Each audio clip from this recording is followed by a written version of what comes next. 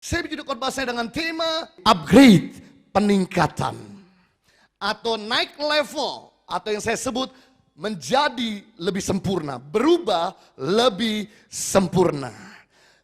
Tuhan menginginkan bahwa setiap kita harus upgrade.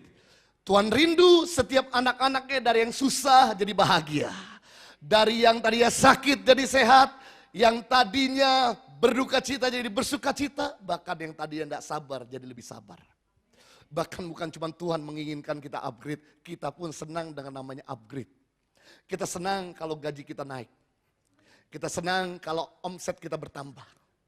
Kita senang kalau posisi kita naik. Kita senang kalau kita bayar bisnis kelas di upgrade. Kalau kita bayar ekonomi kelas di upgrade, bisnis kelas. Kita senang kalau kita punya hutang, bisa bebas, lunas. Cicilan kita sudah tidak perlu lagi dibayar. Kita senang kalau handphone kita yang tua diganti yang lebih baru. Dan kita juga senang gereja ini yang tadinya pakai LCD jadi LED. Kita senang dekorasi gereja ini pun di-upgrade. Kita senang dapur kita di-upgrade. Lebih modern. Kita senang kamar kita di-upgrade. Kita senang mobil kita di-upgrade. Setiap kita senang dengan namanya upgrade. Dan setiap kita tidak suka dengan namanya downgrade. Kita nggak senang gaji kita diturunkan. Kita nggak senang posisi kita turun. Kita nggak senang dari sakit jadi sehat. Namun ironis ya, penyebab daripada downgrade. Walaupun kita nggak suka dengan namanya downgrade. Tapi penyebab utama dari downgrade adalah dosa. Sekalipun kita nggak suka dengan namanya downgrade. Tapi seringkali kita melakukannya. Sehingga tanpa kita sadar kita mengalami downgrade. Mari kita lihat firman Tuhan dalam Roma 3:23, karena manusia telah berbuat dosa dan telah kehilangan kemuliaan Tuhan. Katakan kemuliaan Tuhan. Kemuliaan Tuhan artinya kualitas Tuhan. Jadi rupanya ketika manusia jatuh dalam dosa, maka manusia kehilangan kualitasnya Tuhan. Jadi kalau pikiran kita tidak lagi berkualitas, kalau hubungan kita tidak lagi berkualitas, kalau bisnis kita tidak lagi berkualitas, kalau karir kita tidak lagi berkualitas, kalau studi kita tidak lagi berkualitas, disebabkan karena dosa. Dosa membuat kita mengalami downgrade. Tidak usah jauh-jauh, ada 5 orang hebat dalam Alkitab. Yang pertama Adam. Ketika Adam hidup di surga, ketika Adam hidup di Taman Eden, Adam tidak pernah mengenal namanya sakit penyakit. Adam tidak pernah mengenal namanya kekurangan. Namun apa yang terjadi ketika Adam jatuh dalam dosa, maka Adam harus hidup di luar Eden. Adam harus hidup di luar surga. Ketika Adam ada di Eden, pertama kali Adam mengenal namanya sakit penyakit. Pertama kali Adam mengenal namanya kekurangan. Dulu gak pernah mengalami kekurangan. Dulu gak pernah mengalami sakit. Tapi begitu dia jatuh dalam dosa, mengalami kekurangan dan sakit penyakit. Dosa membuat kita yang tadi berkelimpahan jadi berkekurangan. Dosa membuat kita tadinya sehat jadi sakit. Saya juga teringat dengan namanya Simpson. Simpson adalah orang yang paling powerful dalam Alkitab. Cerita Simpson bukan cerita legenda. Cerita Simpson bukan cerita Hollywood. Cerita Simpson bukan cerita Hercules. Cerita Simpson kebenarannya sungguh-sungguh ada dan nyata. Di mana Simpson ketika dikeroyok satu bangsa Filistin, Simpson berkata, enak sekali seperti pijat refleksi. Kirim musuh lebih banyak lagi. Ketika musuh dikirim lebih banyak lagi, Simpson menumpas orang diri satu bangsa. Betapa powerfulnya, betapa dahsyatnya, begitu kerennya Simpson. Namun apa yang terjadi ketika Simpson hidup dalam berdosa? Apa yang terjadi ketika Simpson kumpul-kumpul dengan pacarnya? Maka Simpson yang paling powerful jadi Simpson yang paling powerless. Simpson yang paling kuat jadi Simpson yang paling lemah. Ketika Simpson dipukul dia gak bisa tangkis. Ketika matanya dicungkil dia tidak bisa menghindar. Dan akhirnya dia dijadikan bahan pelawakan yang mengerikan, akhir hidupnya bunuh diri. Seorang yang paling powerful ketika hidup dalam dosa jadi orang yang paling powerless. Orang yang paling kuat jadi orang yang paling lembek. Salomo ada seorang raja yang paling kaya raya di dunia. Namun apa yang terjadi ketika Salomo mengakhiri hidupnya dalam penyembahan berhala.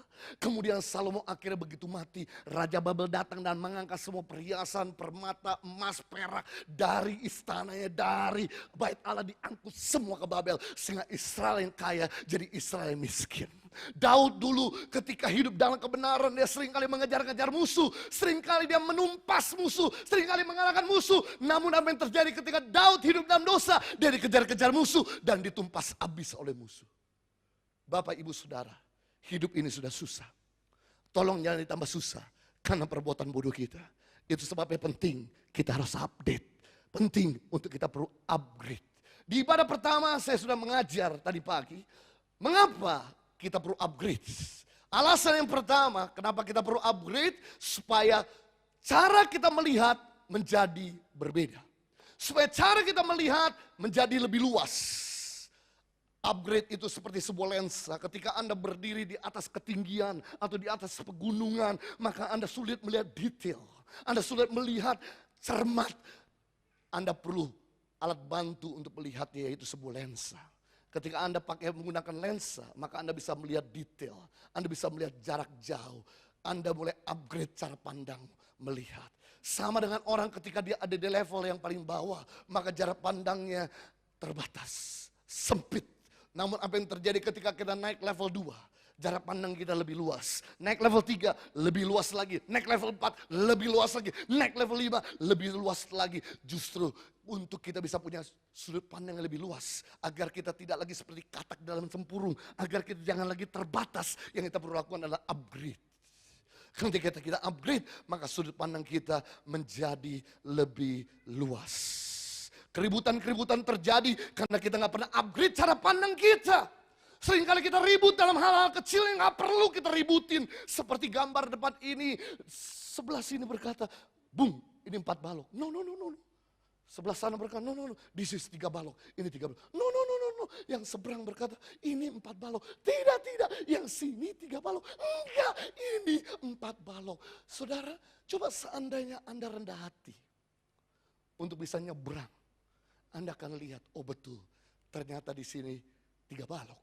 Ketika Anda nyebrang, oh betul, ternyata di sini 4 balok. Keributan-keributan terjadi karena Anda tidak pernah upgrade sudut pandang kita. Penting di sini untuk kita upgrade. Berikutnya yang kedua, mengapa kita perlu upgrade? Supaya beban menjadi lebih ringan. Ketika komputer kita mulai berat, banyak loading, biasanya kita tinggal upgrade software. Begitu kita udah upgrade software, pasti komputer itu akan running lebih cepat. Namun apa yang terjadi begitu software udah kita update, udah kita upgrade, tapi tetap lambat. Yang kita lakukan, jangan khawatir, upgrade your memory. Maka kita bisa mendownload file lebih banyak lagi, kita bisa ambil foto lebih banyak lagi, kita bisa ambil video lebih banyak lagi. Seandainya handphonemu loading lagi, berat lagi, jangan khawatir, upgrade lagi memorimu. Maka kita bisa foto lebih banyak lagi, kita bisa simpen memori lebih banyak lagi. Sehingga kita gak perlu kehilangan file, sehingga kita gak perlu kehilangan data yang ada dalam memori kita. Yang kita perlu lakukan adalah upgrade, supaya beban-beban ini menjadi lebih ringan. Yang ketiga, kenapa kita perlu upgrade? Di ibadah pertama saya udah ngajar, supaya kita bisa dipercayakan lebih banyak hal. Hamba yang punya 5 jadi 10 talenta. Hamba yang punya 2 jadi 4 talenta. Akhirnya dipercayakan perkara-perkara yang lebih banyak daripada mereka yang tidak pernah mau upgrade talentanya. Saya sudah bicara panjang lebar pada ibadah yang pertama mengenai mengapa kita perlu upgrade. Sudah bisa beli rekaman khotbahnya. Saya akan masuk pada ibadah kedua. Bagaimana kita upgrade. Yang pertama, bagaimana untuk kita bisa upgrade? Bagaimana kita bisa naik level? Bagaimana kita bisa level up? Yang pertama, untuk kita upgrade, kita perlu mau atau memiliki keinginan menjadi seperti Kristus. Kita harus punya niat untuk menjadi seperti Kristus. Karena Kristus adalah kesempurnaan. Tidak ada yang lebih sempurna, tidak ada yang lebih top daripada Kristus. Itu sebabnya kalau kita mau sempurna dalam karakter, kita mau sempurna dalam perkataan, kita mau sempurna dari cara berpikir kita mau sempurna dari cara kerja kita. Belajar menjadi seperti Yesus, karena Yesus tidak pernah gagal, Yesus tidak pernah salah. Jadi kalau kita mau belajar bukan dari orang lain, tapi dari sumbernya, yaitu Yesus Kristus. Mari kita lihat Ibrani 12 ayat 2 dan 3. Marilah kita melakukannya dengan mata yang tertuju kepada Yesus, kata Paulus kepada orang-orang Ibrani yang memimpin kita dalam iman dan yang membawa iman kita itu kepada kesempurnaan, upgrade.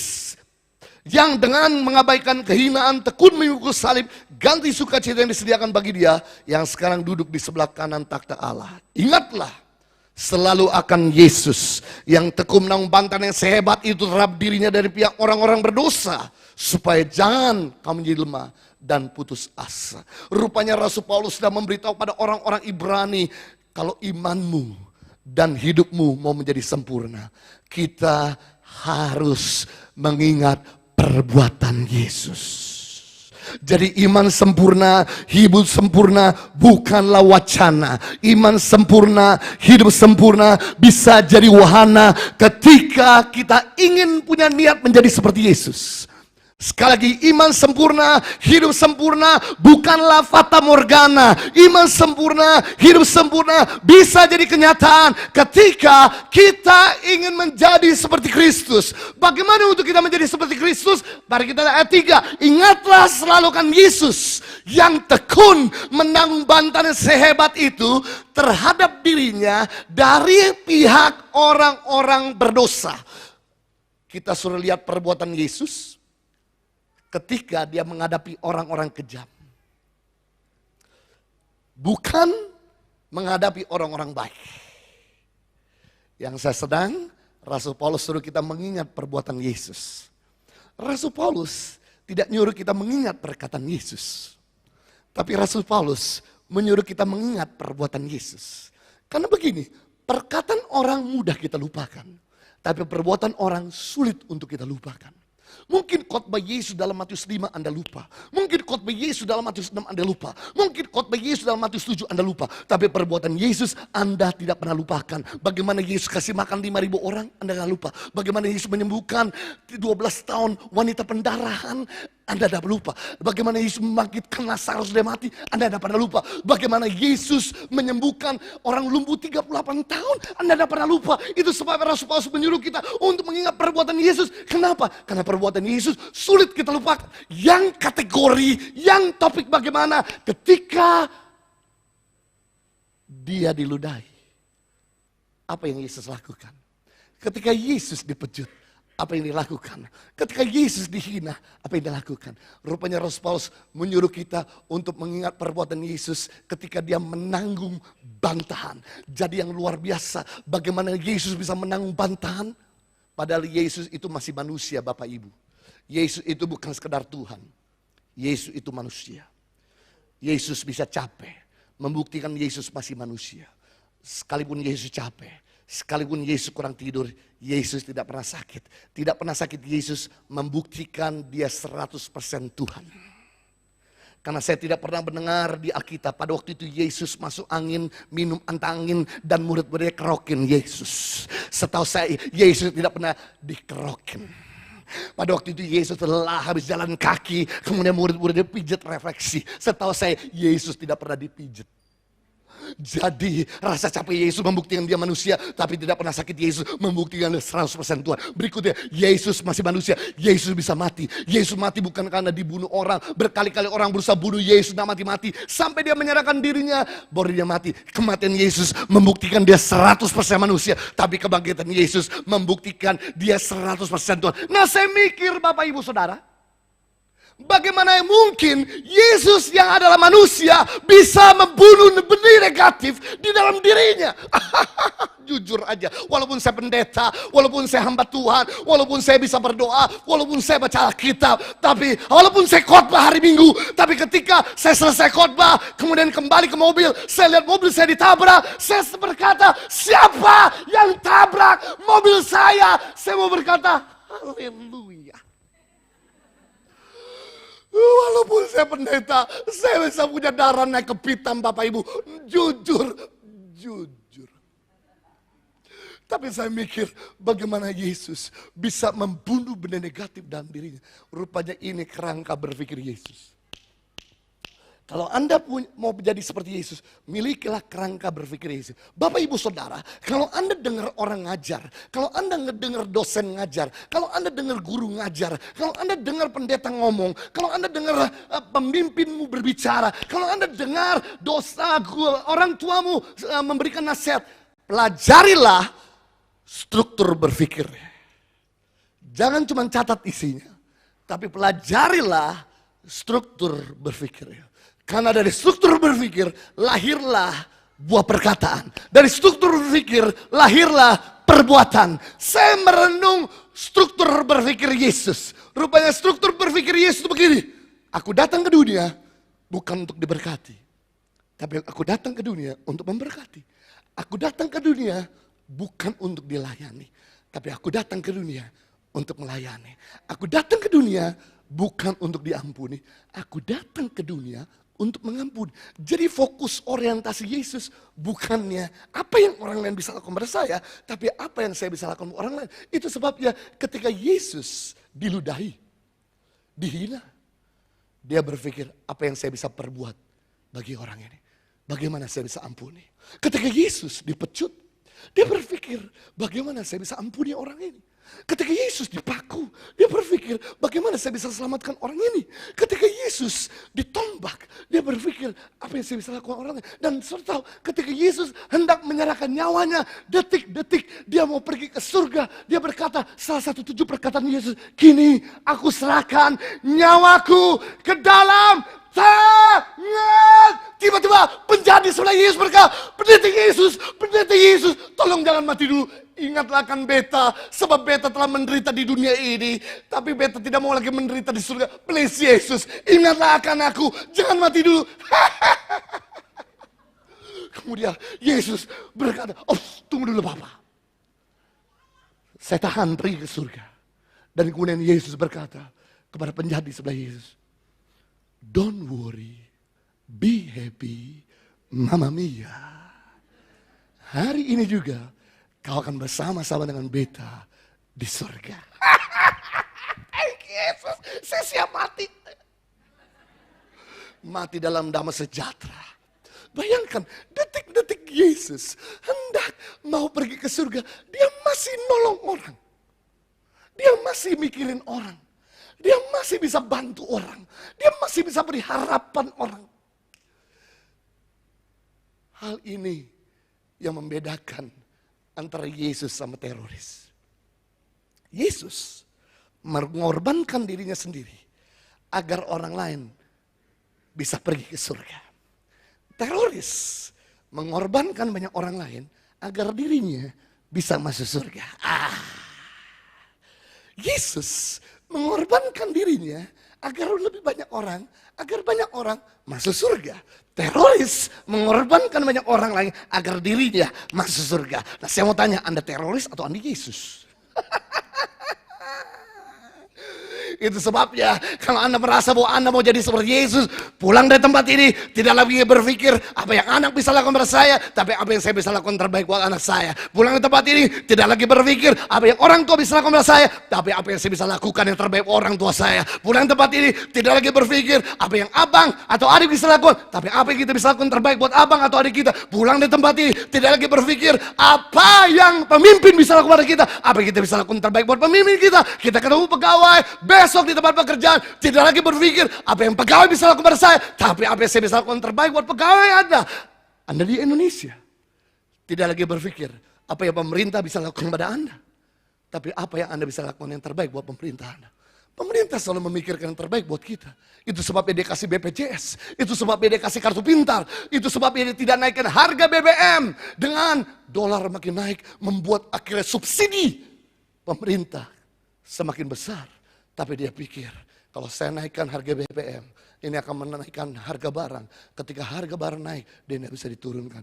Dia selalu memikirkan untuk kita. Tapi pernahkah Anda berpikir untuk pemerintah?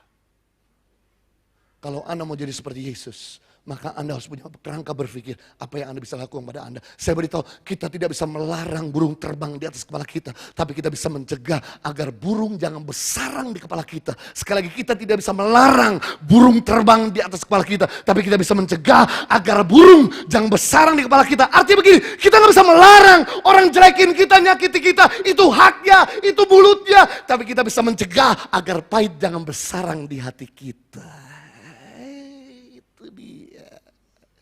Itu dia.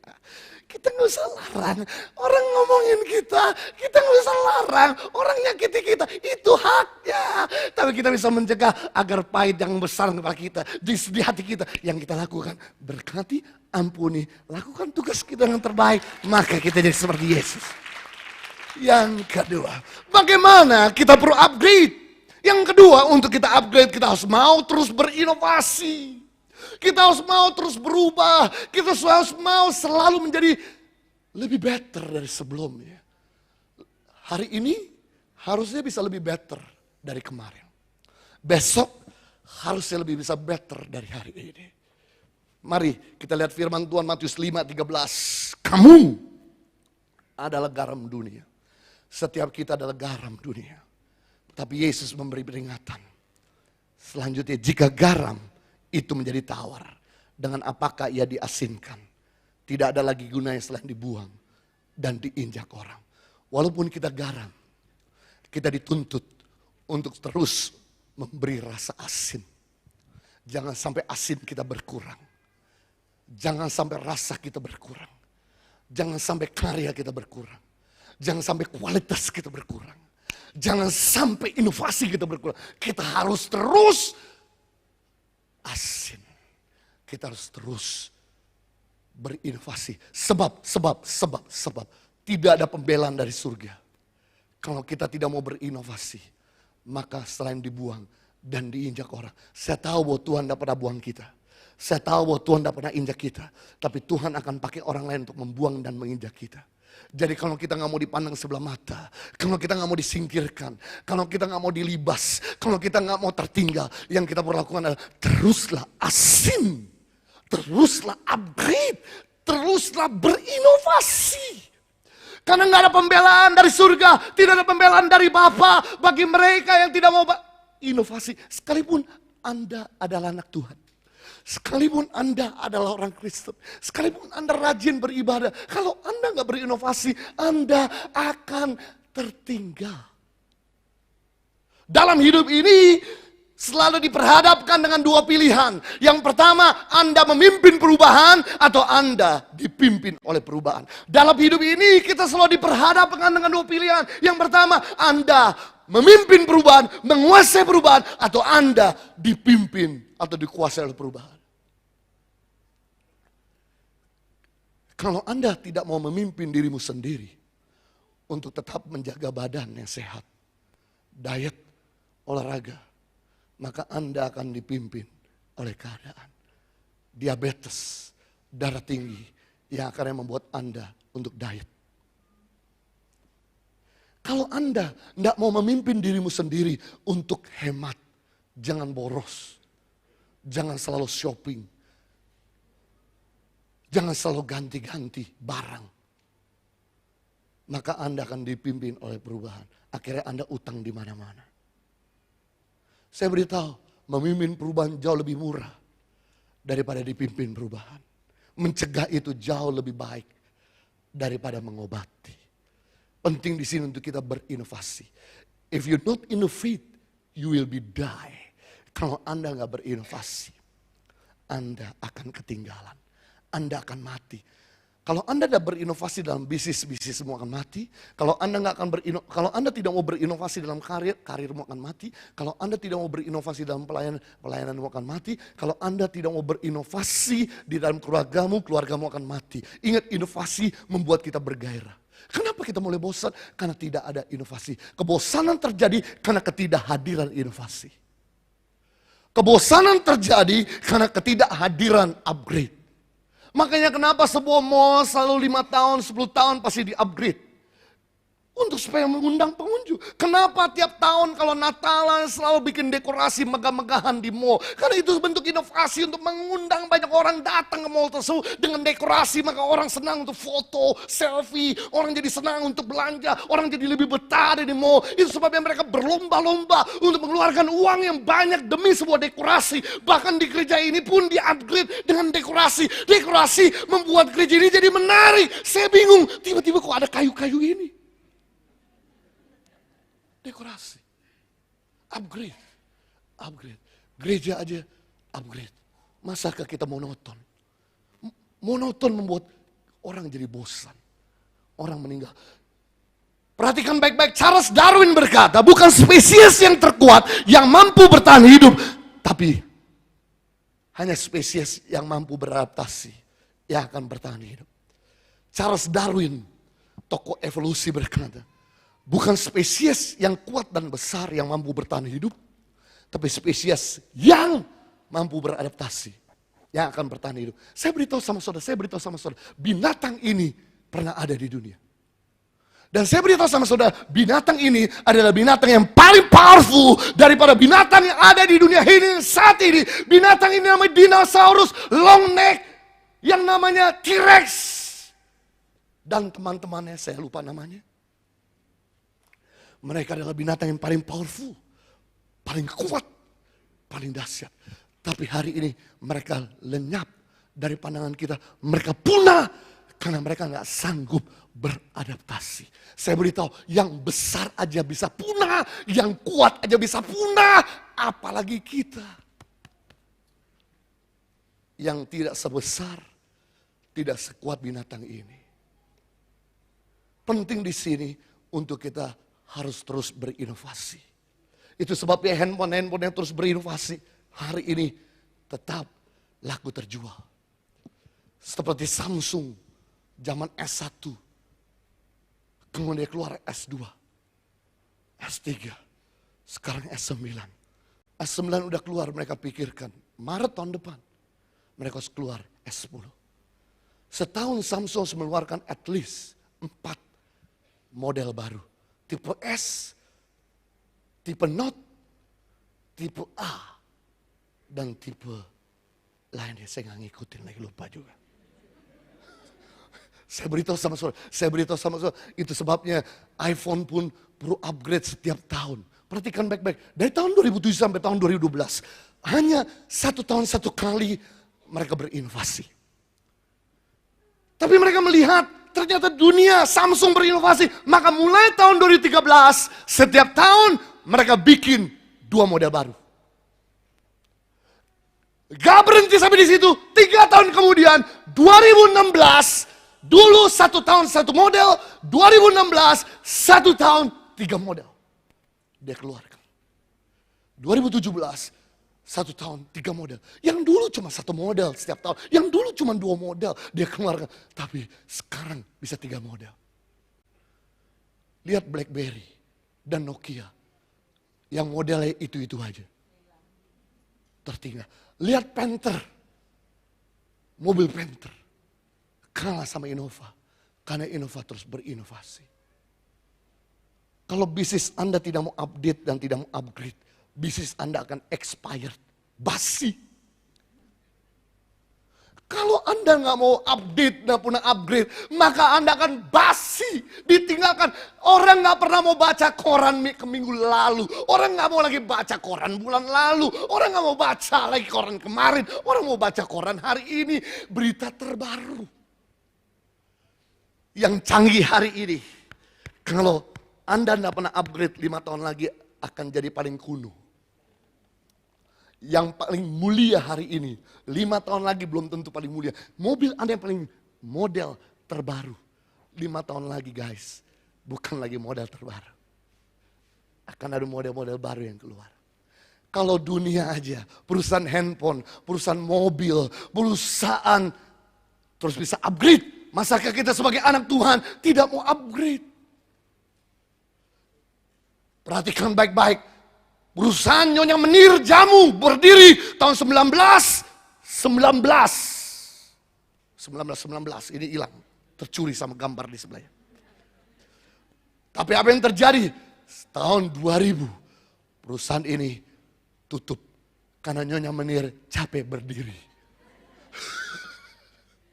Mungkin Anda berkata, Pak, zaman sekarang kita nggak lagi minum jamu. Siapa bilang nggak minum jamu? Buktinya orang pintar minum.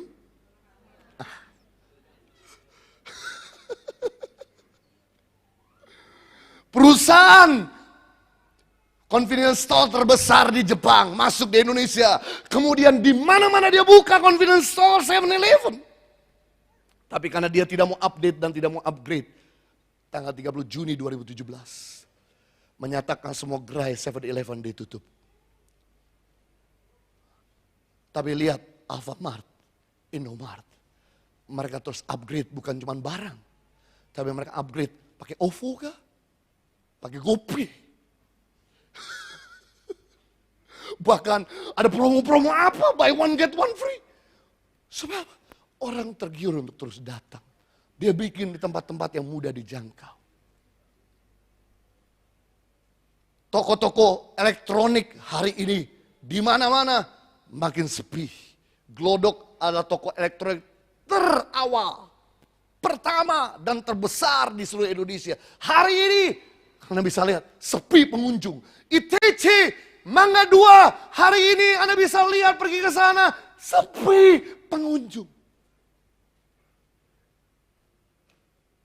Karena mereka tidak mau upgrade dengan bisnis online. Mereka merasa bahwa saya bisa berhasil lah dulu. Saya beritahu, dulu you berhasil, belum tentu hari ini you bisa berhasil. Karena pengetahuan itu berkembang tiap hari 2 kali lipat. Pengetahuan berkembang 2 kali lipat. Kalau kita nggak pernah belajar, kalau kita nggak pernah update, maka kita mulai terjadi gap. Maka kita mulai tidak lagi relevan. Kenapa kita nggak relevan dengan market hari ini? Karena kita nggak pernah upgrade. Makanya Anda nggak nyambung lagi.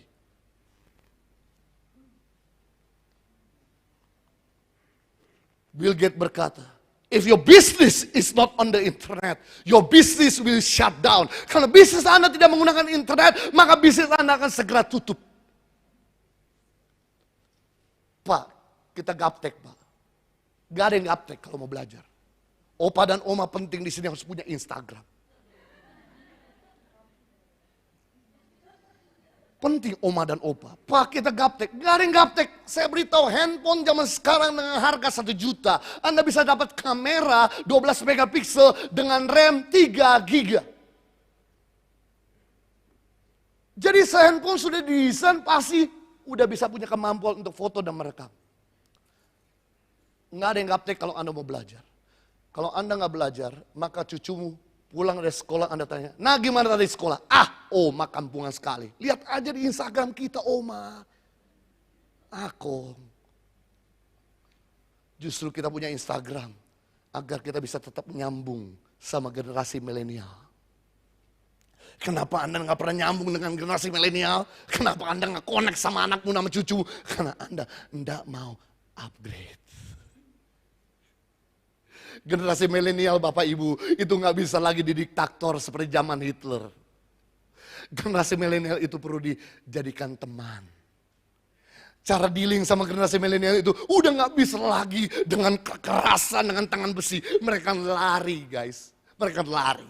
Yang Anda lakukan untuk bisa merangkul generasi milenial, Anda harus jadi teman buat mereka. Papa mama, nggak bisa lagi kita seperti bos sama bawahan. Kita harus jadi sahabat buat anak-anak kita. Makanya kenapa ketika kita makan, generasi milenial sibuk dengan WhatsApp-nya, sibuk dengan Instagram-nya. Kita makan dicuekin. Kenapa? Karena mama papa enggak nyambung. Enggak connect sama kita. Enggak pernah tahu dunia mereka. Penting di sini untuk kita upgrade. Supaya kita tetap relevan. Nyambung sama mereka. Kalau kita nyambung, kita bisa mimpin mereka. Kalau kita nggak nyambung, kalau kita disconnect, kita nggak bisa mimpin mereka. Maka temennya akan mimpin mereka. Banyak lawan-lawan yang tak kelihatan guys. Seperti Bluebird dan Express yang kecolongan dengan Grab dan Gojek. Lawan itu datang tanpa logo, tanpa plat nomor kuning, dan tak ada tulisan taksi. Tahu-tahu armada itu sudah besar dan menggerogoti penerima perusahaan. Express rugi 81 miliar per kuartal ketiga tahun 2016. Sedangkan laba Bluebird turun separuh dari 625 miliar menjadi 360 miliar pada kuartal ketiga 2016. Perusahaan yang gak pernah mau update dan pernah update, yang tadi jaya akan segera tertinggal. Nilai perusahaan Gojek sekarang 17 triliun. Asetnya 0. Karena semua milik driver. Garuda Indonesia nilai perusahaannya 12 triliun. Asetnya 47 triliun. Bluebird dan Express di bawahnya. Gojek lebih tinggi daripada nilai Garuda Indonesia. Kenapa? Karena Gojek berinovasi. Ada Gojek, ada Gokar, ada GoFood, ada GoMassage, ada GoBox, ada GoClean. Amazing man. Aduh, kita ini sekarang udah dimanjakan. Udah jadi bos aja tinggal pencet makan datang. Tinggal pencet minum datang. Ini kita dimanja banget sama keadaan. Ini nih, si Gojek itu tuh. Bikin kita jadi bos banget. Dan saya beritahu sama saudara, Unicorn Indonesia. Unicorn Indonesia. Perhatikan, perusahaan Gojek nilainya tahun 2007 bulan Mei. Perhatikan, bulan Mei 2007 nilainya 1,2 M. Sekarang nilai Gojek 1 tahun Bapak Ibu, Mei 2018, kemarin Mei 2017, value-nya 1,2 M. Hari ini Gojek value-nya 5 miliar. Naik 4 kali lipat. Saya beritahu sama saudara, Tokopedia value-nya waktu Agustus 2017, tahun lalu, waktu kemerdekaan Indonesia, tahun lalu nilainya cuma 1.347 miliar. Sekarang nilai, 1 miliar. Oke, 1 miliar. Nilainya 1 miliar, maaf. Tokopedia tahun lalu 2017 Agustus 1 miliar. Sekarang tahun berikutnya 2018 jadi 1.062 miliar. Nilainya 10 kali lipat. Berikutnya kita lihat di sini Traveloka nilainya 350 juta dolar US Juli 2017. Sekarang Traveloka dalam 1 tahun nilainya 2 miliar. Mungkin Anda berkata semua perusahaan sedang turun. Siapa bilang? Banyak perusahaan-perusahaan yang naik. Mereka semua yang menggunakan namanya internet.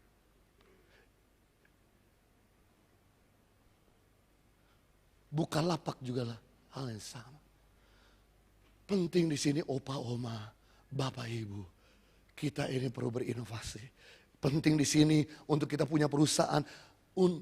Hire-lah anak-anak muda. Saya beritahu sama saudara.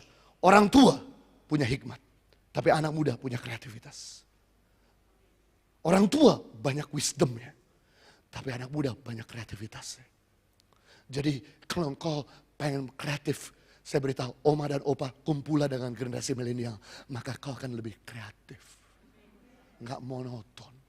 Lihat Pak Rudi, kemana saya ketemu Pak Rudi. Tahun lalu masih klasik banget pakai baju ini.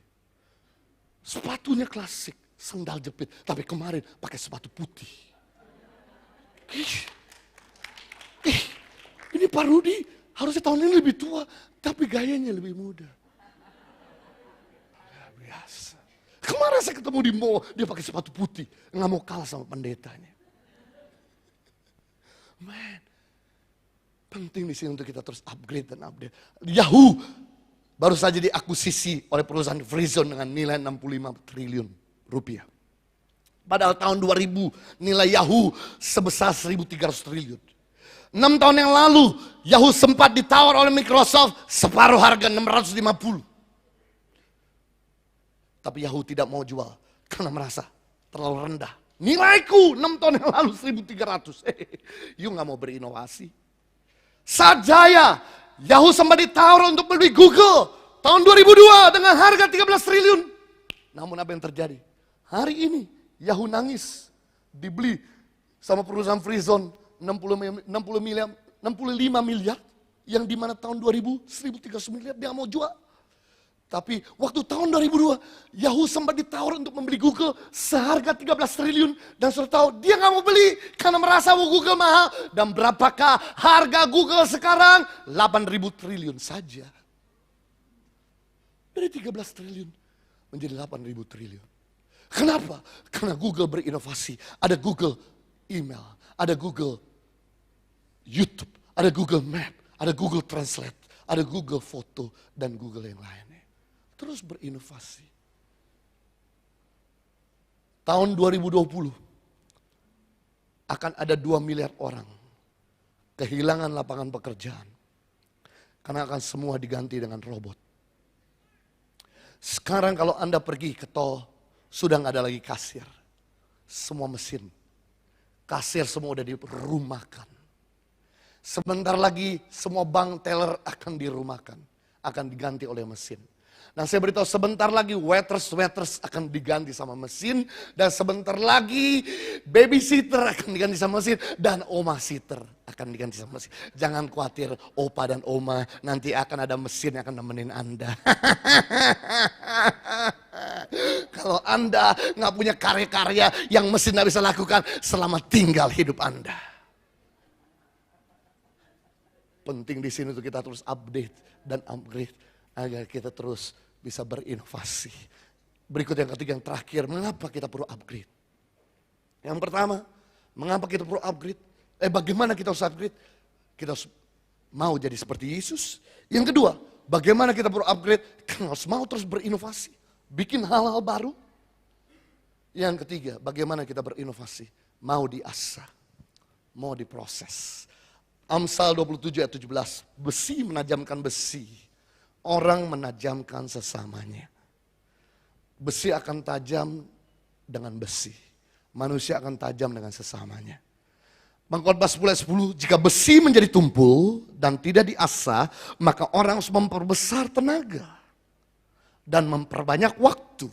Tetapi yang terpenting untuk berhasil adalah hikmat.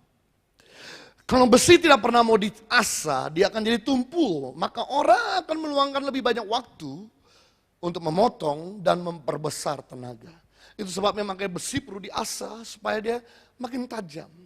Dan besi ditajam bukan karena berbeda material. Besi akan tajam dengan sejenisnya. Sama halnya dengan manusia. Manusia tidak akan tajam dengan yang tidak sejenis. Manusia tidak akan tajam hanya cuma dengan media sosial. Manusia nggak tajam hanya cuma dengan pets, binatang, hewan peliharaan. Manusia akan tajam dengan sesamanya.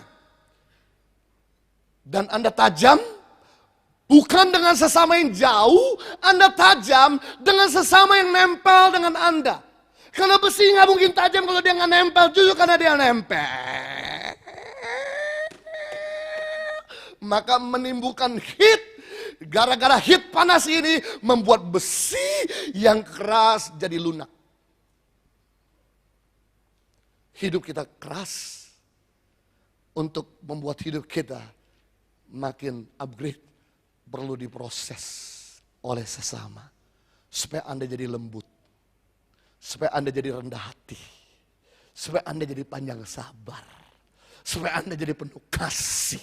Supaya Anda jadi menguasai diri. Supaya Anda menjadi lebih sabar. Perhatikan baik-baik. Jeruk diperas akan melahirkan jus jeruk. Kelapa ditekan, akan keluar yang namanya minyak kelapa. Jeruk ditekan, akan keluar namanya jus jeruk. Kelapa ditekan, akan keluar namanya minyak kelapa. Dan saya beritahu sama surga, harga jus jeruk pasti lebih mahal daripada harga jeruk. Kenapa harga jus jeruk lebih mahal daripada harga jeruk? Karena perlu bayar orang yang tekan. Dan saya kasih tahu sama saudara, harga minyak kelapa lebih mahal daripada harga kelapa. Harga kelapa satu buah 20.000, harga minyak kelapa bisa 50.000. Kenapa harga minyak kelapa lebih mahal daripada harga kelapa? Karena perlu bayar orang yang injek-injek. Nah, Anda harusnya bersyukur sama orang yang suka tekan-tekan, injek-injek, gampar-gampar. Kita secara gratis. Karena Tuhan pakai mereka untuk kita bisa lebih mulia, lebih bernilai, lebih menjadi seperti Kristus, mengalami lebih upgrade. Saya kasih tahu sama saudara, dulu Yusuf adalah orang yang angkuh, eksklusif, sombong, dan tidak mau bergaul sama abang-abangnya. Karena merasa bahwa dia lebih dicintai oleh ayahnya daripada abang-abangnya. Dulu Yusuf ketika dapat mimpi, dia gak filter, dia gak saring, langsung cerita sama abang-abangnya, show off. Yusuf tuh orang yang sombong, dulu Yusuf adalah orang yang greedy, dulu Yusuf adalah orang yang mementingkan diri sendiri, dulu Yusuf adalah orang yang eksklusif. Tuhan punya mimpi besar, Tuhan punya rencana besar buat Yusuf. Bagaimana untuk membuat mimpi Yusuf jadi kenyataan. Yusuf gak bisa dipakai kalau dia masih sombong. Yusuf gak mungkin bisa dipakai kalau dia masih eksklusif. Dia masih mikirin diri sendiri. Yang Tuhan lakukan adalah dia proses lewat abang-abangnya dengan membuangnya dalam sumur. Membuat dia hidup sebatang kara disingkirkan. Bukan cuma itu, dia berharap bisa hidup. Memang dia bisa hidup. Akhir abang-abangnya menjual kepada orang Midian. Dengan harga yang murah. Yusuf ditinggalkan sama abang-abangnya. Setelah itu Yusuf harus dijual dari orang Midian ke orang Mesir. Yusuf dibuang, disingkirkan makin jauh. Sampai di Mesir, kemudian Yusuf difitnah bahwa dia menggoda istri Firaun. Proses tidak pernah berakhir. Dari mulai usia 17 tahun sampai usia 30 tahun. Berarti 13 tahun Yusuf diproses sama orang-orang sekitar. Sama pemimpinnya, sama abangnya, sama orang terdekat di sekitarnya. Kemudian ketika Yusuf dalam penjara, Yusuf dilupakan oleh juru minum. Waktu dia berusaha menerjemahkan mimpinya dengan cuma-cuma. Tapi tahukah saudara, Yusuf gak berontak. Yusuf ikut terus proses Tuhan. Seperti kelapa yang terus diperas. Ditekan, keluar air. Air ditekan, keluar minyaknya. Seperti jeruk yang ditekan, keluar jus. Ditekan lagi, jusnya lebih banyak. Disaring lagi, jusnya lebih bersih. Dan kemudian setelah Yusuf melewati proses oleh pemimpinnya, oleh abang-abangnya, oleh orang di sekitarnya. Kemudian jadilah dia Prince of Egypt. Lumayan, cerita sekolah minggu jadi menarik. Saya bahas di tempat ini. Yusuf tidak akan pernah mungkin jadi pemimpin besar. Kalau nggak pernah dibuang dalam sumur, nggak pernah dijual, nggak pernah disingkirkan, nggak pernah justru karena proses lah membuat Yusuf akhirnya menjadi mengalami upgrade dalam karakter. Berapa banyak di antara saudara ingin mengalami upgrade? Berapa banyak di antara kita ingin mengalami peningkatan? Janganlah menghindar ketika kita mengalami asa, ketika kita mengalami proses. Mari kita berdoa.